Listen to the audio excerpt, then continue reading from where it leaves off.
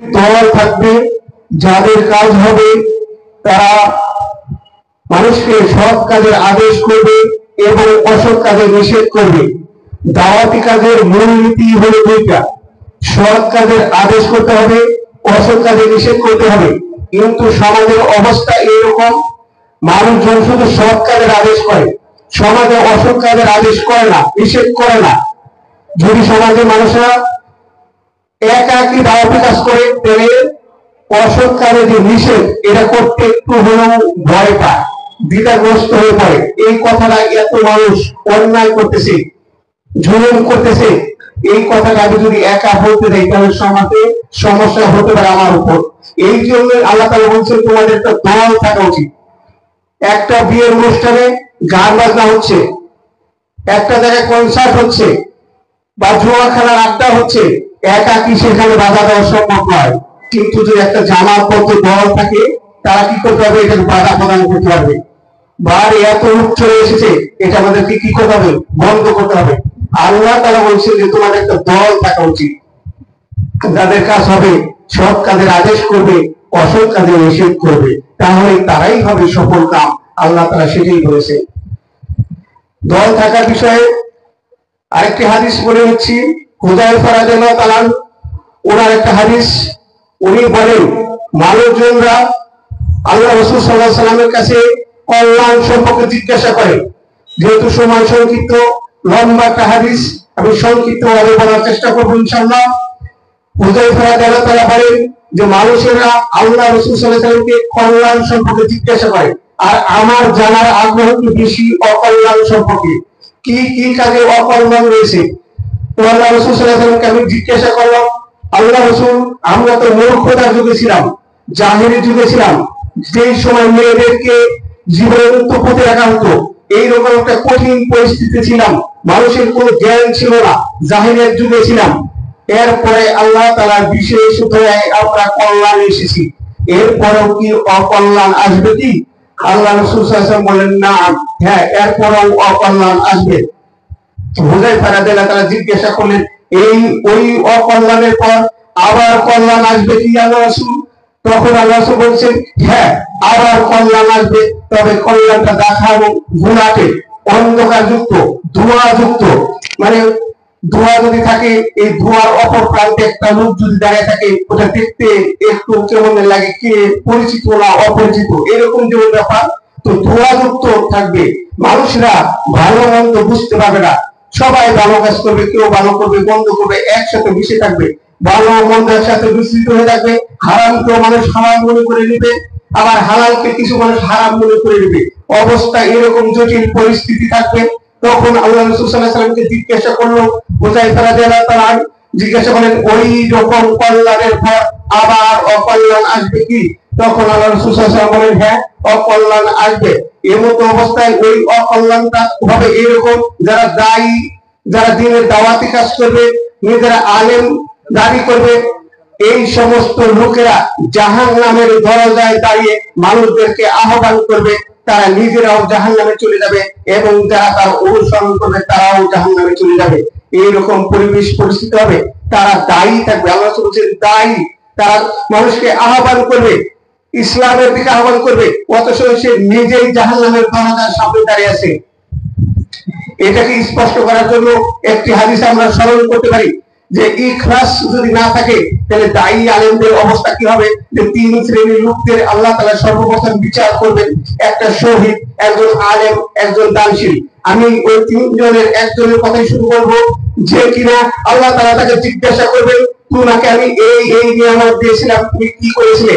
অতঃপর সে বলবে, আমি তো আলেম হয়েছিলাম, কারি হয়েছিলাম, আমার ইলম শিখেছিলাম। তখন আল্লাহ তাআলা বলবেন, কাযাবতা, তুমি মিথ্যা কথা বলতেছো, তোমাকে যেন মানুষ আলেম বলে, মানুষ যেন তোমাকে কারি বলে, এই জন্য তুমি আলেম হয়েছিলে, কারি হয়েছিল। অতঃপর আল্লাহ তাআলা তাকে শেষ শ্রেণীর জাহান্নামে নিক্ষেপ করে দিবেন। তো এক শ্রেণীর আলেম আজকে ভাইরালের নেশায় লিপ্ত হয়ে আছে, যারা মনে করে ভাইরাল হতে হবে, এদের ফলোয়ার বেশি, মনে করে তাদের ফলোয়ার বেশি, মাঠের ময়দানে লোক বেশি, এরাই মনে হয় প্রকৃতপক্ষে আলেম। অথচ আলেমরা লুকিয়ে থাকে। ইমাম মালিক রাহিমাহুল্লাহকে জিজ্ঞাসা করা হয়েছিল ইলম কি, উনি বলেছিলেন আমি জানি না বলতে পারি। আমাদের সমাজে যারা ভাইরাল হয়ে রয়ে আছে, যে সমস্ত লোকদের ফলোয়ার দেখতেছি, মাঠে মাঠে লক্ষ কোটি শ্রোতা রয়েছে, এরা কাদের কাছ থেকে অর্জন করেছে? এরা হইতেছে আলেম। ওই সমস্ত লোকদের আমরা খুঁজে বেড়াই না, যাদের মনে করি ফলোয়ার বেশি, লাইক করে কার বেশি, কমেন্টস করে কার বেশি, এরা মনে হতে চালেন। এই সমস্ত ইখলাস না থাকার কারণে এই সমস্ত আলেমরা নিজেরাও জাহান্নামের দরজার সামনে রয়েছে এবং তার শ্রোতাদেরকেও জাহান্নামের দিকে দাবিত করছে। তো আল্লাহ রাসূল সাল্লাল্লাহু আলাইহি ওয়াসাল্লামকে জিজ্ঞাসা করেছিল হুযায়ফা রাদিয়াল্লাহু তাআলা, উনি বললেন যে এরপরে কি অকল্যাণ আসবে কি? তখন বলছে যে অকল্যাণ আসবে। ওই সময় দায়ীরা জাহান্নামের দরজার সামনে থাকবে, অথবা তাদেরকে যারা অনুসরণ করবে সেই সমস্ত দায়ীরা জাহান্নামে তো যাবেই, যারা তার অনুসরণ করবে তারাও জাহান্নামে যাবে। অতঃপর আল্লাহ রাসূল সাল্লাল্লাহু আলাইহি ওয়াসাল্লামকে জিজ্ঞাসা করা হলো, আল্লাহ রাসূল এমন অবস্থা হলে আমরা কি করব? তখন আল্লাহ রাসূল সাল্লাল্লাহু আলাইহি ওয়াসাল্লাম বলছেন যে তালজিম জামাআতুল মুসলিম, তোমরা মুসলিম জামাতকে আঁকড়িয়ে ধরো। মুসলিম জামাতকে আঁকড়িয়ে ধরতে বলছেন। এই জামাত বলতে যারা তাফসীর মুহাদ্দিসগণ ব্যাখ্যা করেছে, যদি অবস্থা এইরকমই হয়, যদি ইসলামিক খেলাফত সেই সময় থাকে, তাহলে তো এরকম দায়ী থাকতে হবে না যে জাহান্নামের দরজাতে আহ্বান করবে। ইসলামিক খেলাফত থাকলে, কোরআন হাদিস প্রতিষ্ঠা থাকলে এরকম দায়ী থাকতে পারবে সমাজে? তাহলে আমাদের কোন মুসলিম জামাতকে আঁকড়ে ধরতে বলছে? যারা কোরআন এবং সুন্নাহ অনুযায়ী যারা একটা জামাত গঠন করবে, এইরকম জামাতকে হলো কি করতে হবে? আঁকড়ে ধরতে হবে। এইরকম জামাত যদি না পাই, আল্লাহ রাসূল হুযায়ফা রাদিয়াল্লাহু তাআলা বললেন এইরকম জামাত যদি না পাই তাহলে আমরা কি করব? তখন বলছে তুমি একাই কি করো, গাছের নিচে থেকে তুমি একাই জামাত, ঘরে তুমি একাকি থাকো, বলছে তুমি একাই জামাত, তুমি একাই জামাত হিসেবে থাকো। মনে করো যে তুমি একাই জামাত হিসেবে আছো। কেউ যদি এরকম না পায়, আমাদের সমাজে এরকম নাই যে প্রকৃতপক্ষে যারা কোরআন এবং সুন্নাহ অনুযায়ী মানুষকে আহ্বান করে, আসলে পবিত্র কোরআন ও সহিহ হাদিসের আলোকে জীবন গড়ি। আমরা তো চোখে দেখতে পাই না, এইরকম জামাতকে আমাদের চোখে পড়ে না। আহলে হাদিস আন্দোলন বাংলাদেশ আহলে হাদিস যুব সংঘের আমির জামাত প্রফেসর ডক্টর আসাদুল আলকারী হাফিজাহুল্লাহ, ওনার মূল বক্তব্য দিচ্ছে আসল পবিত্র কোরআন ও সহিহ হাদিসের আলোকে জীবন গড়ি। আমরা জামাত খুঁজে পাই না। তো যে বিষয়টা বলতেছিলাম যে দল থাকতে হবে, প্রকৃতপক্ষে দল। এই প্রকৃতপক্ষে দল খুঁজতে গিয়ে আমরা বিভিন্ন ধরনের ফেরকায় পড়ি। সংক্ষিপ্ত সময় শেষ করে দেবো 5-7 মিনিটের মধ্যে ইনশাআল্লাহ। যে ফেরকাবন্দি আমাদের সমাজে যেভাবে দাবমান হয়ে আছে, মানুষজন মনে করে কোনটা সঠিক, কার দিকে যাব, এইরকম হয়। আসলে এই ফিরকাবন্দি আল্লাহ রাসূল সাল্লাল্লাহু আলাইহি ওয়াসাল্লামের যুগ থেকেই চলে এসেছে। আল্লাহ রাসূল সাল্লাল্লাহু আলাইহি ওয়াসাল্লামের সময় ইয়ামান থেকে আলী রাদিয়াল্লাহু তাআলা গনিমতের মাল আল্লাহ রাসূল সাল্লাল্লাহু আলাইহি ওয়াসাল্লামের কাছে পাঠানো হলো। আল্লাহ রাসূল সাল্লাল্লাহু আলাইহি ওয়াসাল্লাম গনিমতের মাল বন্টন করতেছে। এমত অবস্থায় জুলখাইসির একজন ব্যক্তি, বড় তামিম গোত্রের, ওই লোকটাই আল্লাহ রাসূল সাল্লাল্লাহু আলাইহি ওয়াসাল্লামকে বললেন, আল্লাহ রাসূল, ইয়া মুহাম্মদ ইত্তিকাল্লাহ, ইয়া মুহাম্মদ এদিন আপনি আল্লাহ তাআলাকে ভয় করেন, আপনার বন্টন ঠিক হচ্ছে না, আপনার ইনসাফ ঠিক হচ্ছে না। দেখেন কত বড় সাহস, সে আল্লাহ রাসূল সাল্লাল্লাহু আলাইহি ওয়াসাল্লামকে বলতেছে আপনি আল্লাহ তাআলাকে ভয় করুন, অথচ আল্লাহ রাসূল সাল্লাল্লাহু আলাইহি ওয়াসাল্লাম বলছেন আমি যদি আল্লাহকে ভয় না করি, পৃথিবীর কে আছে আল্লাহ তাআলাকে ভয় করবে? আল্লাহ রাসূল সাল্লাল্লাহু আলাইহি ওয়াসাল্লাম রাগান্বিত হয়েছেন, তার চোখ লাল হয়ে গেছে, তিনি নীরবে বসে আছেন। লোকটা চোখ পয়সি চলে গেল। আল্লাহ রাসূল সাল্লাল্লাহু আলাইহি ওয়াসাল্লাম বললেন, কে আছে, তাকে হত্যা করতে যাবে? আবু বকর রাদিয়াল্লাহু তাআলা বললেন, আমি যাব তাকে হত্যা করার জন্য। আবু বকর রাদিয়াল্লাহু তাআলা গেলেন, গিয়ে দেখলেন তিনি সালাত আদায় করতেছেন, ফিরে চলে আসলেন। অতঃপর আবার আল্লাহ রাসূল বলেন, কে যাবে তাকে হত্যা করার জন্য? ওমর রাদিয়াল্লাহু তাআলা বলেন, আমি যাচ্ছি তাকে হত্যা করার জন্য। ওমর রাদিয়াল্লাহু তাআলা ফিরে আসলেন, যেভাবে আবু বকর রাদিয়াল্লাহু তাআলা সালাতরত অবস্থায় দেখে ফিরে এসেছেন। অতঃপর আবার আল্লাহ রাসূল সাল্লাল্লাহু আলাইহি ওয়াসাল্লাম বলেন, কে যাবে তাকে হত্যা করার জন্য? আলী রাদিয়াল্লাহু তাআলা বললেন, আমি যাচ্ছি তাকে হত্যা করার জন্য। আল্লাহ রাসূল তখন বললেন, তুমি গিয়ে তাকে পেলে তো, তুমি গিয়ে হয়তো বা তাকে পাবে না। দেখা গেল যে আলী রাদিয়াল্লাহু তাআলা গেলেন কিন্তু তাকে পেলেন না। তখন আল্লাহ রাসূল সাল্লাল্লাহু আলাইহি ওয়াসাল্লাম বলেন, ইন্নাল আউওয়ালান করুল ইসলাম, এই হইতেছে ইসলামের প্রথম শত্রু। তোমরা যদি একে হত্যা করতে পারতে তাহলে আমার ইসলামের মধ্যে আর দ্বিন মত বলে কিছু থাকতো না। শুনে রাখো, বনি ইসরায়েলরা 72 দলে বিভক্ত হয়েছিল, আর আমার উম্মতেরা 73 দলে বিভক্ত হবে। প্রত্যেকটা দলে জাহান্নামে যাবে ইল্লা মিল্লাতাল ওয়াহিদা, তবে একটি দল ব্যতীত। 72 দলে জাহান্নামে যাবে, তবে একটি দল জান্নাতে যাবে, তারা ফিরকাতুন নাজিয়া, মুক্তিপ্রাপ্ত দল। সাহাবারা জিজ্ঞাসা করলেন আল্লাহ রাসূল, ওই মুক্তিপ্রাপ্ত দল কোনটি? তখন আল্লাহ রাসূল সাল্লাল্লাহু আলাইহি ওয়াসাল্লাম এক বাক্যে জবাব দিলেন, মা আনা আলাইহি ওয়া আসহাবি, আমি এবং আমার সাহাবারা যে মতের ও পথের উপরে রয়েছি, এই যে আদর্শের উপরে রয়েছি, এই আদর্শের উপরে যারা টিকে থাকবে তারাই হবে ফিরকাতুন নাজিয়া, মুক্তিপ্রাপ্ত দল। তাহলে প্রত্যেকটা জায়গায় আমরা দেখতে পাচ্ছি একটা দল থাকতে হবে, যাদের কাজ হবে ইয়ামুরুনা বিল মারুফ ওয়া ইয়ানহাউনা আনিল মুনকার, যারা মানুষকে সৎ কাজের আদেশ দিবে, অসৎ কাজের নিষেধ করবে, যারা মানুষকে শিরক বিদআত মুক্ত জীবন করার জন্য মানুষকে আহ্বান করবে। এই দলগুলো আমাদের সমাজে আমরা দেখতে পাই।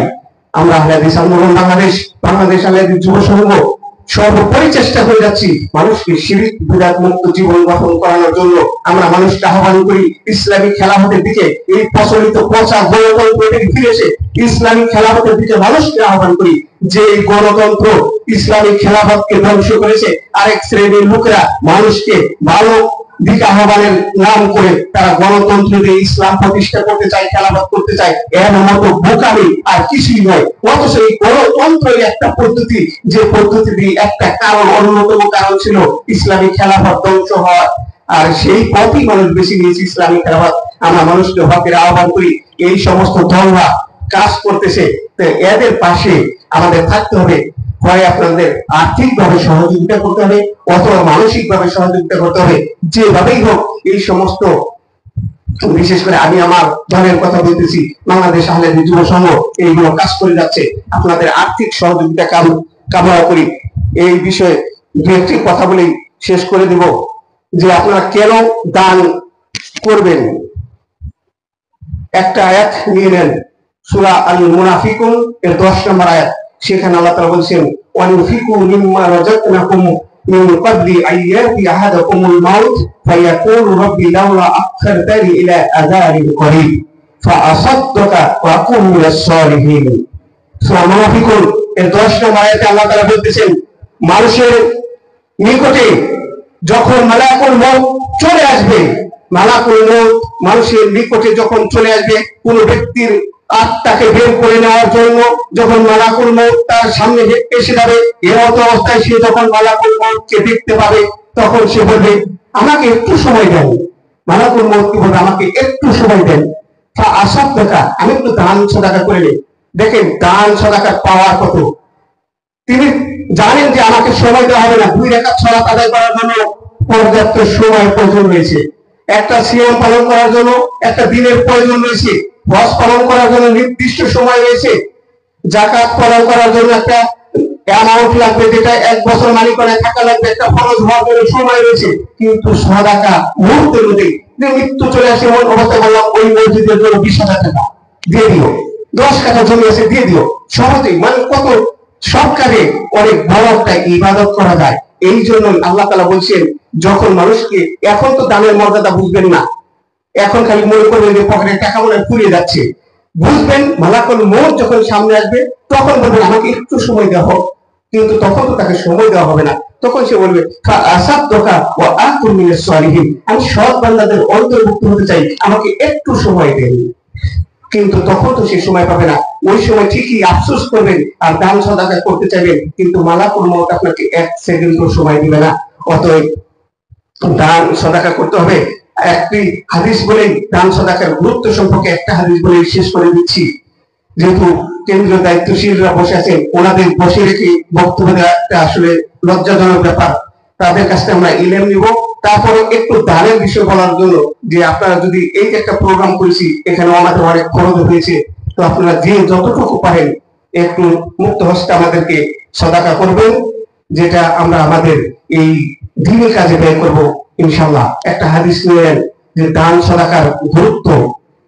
আবু লুবাবা একজন ইয়াতীম বাচ্চা, তার এবং একজন প্রতিবেশী একটা খেজুর গাছ মধ্যবর্তী স্থানে রয়েছে।